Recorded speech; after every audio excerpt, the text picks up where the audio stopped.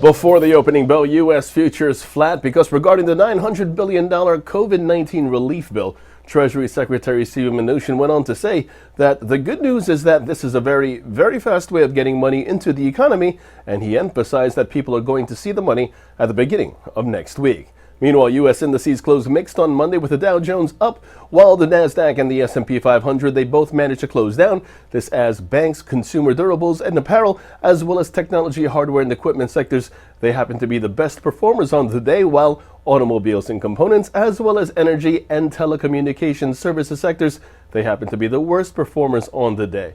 Now taking a look at the market action after hours, Apple popping pre-market as the company is targeting to produce autonomous cars for consumers by the year 2024, according to Reuters. And Pfizer, the pharma giant partner BioNTech, its CEO said the company is studying plans to increase COVID-19 vaccine planned production next year, and added that the vaccine would likely work against the new virus strain that recently emerged in the United Kingdom. And then there's CarMax, which reported third quarter EPS up $1.42, beating expectations versus the $1.04 1 year earlier.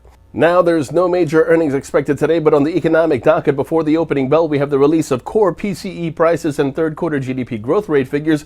We also have the release of the Red Book. Then after the opening bell, we have the release of U.S. existing home sales figures, as well as U.S. consumer confidence. Taking a look now at the markets, the S&P 500 is where we begin. That sees the bias remain bullish. The Nasdaq intraday, that happens to have an expectation level of 12,860, and that's in focus. The relative strength index bullish and calling for further upside. Long positions above 12,580 are favored with targets at 12,785 and 12,860 in extension, while the Dow Jones sees the bias remain bullish.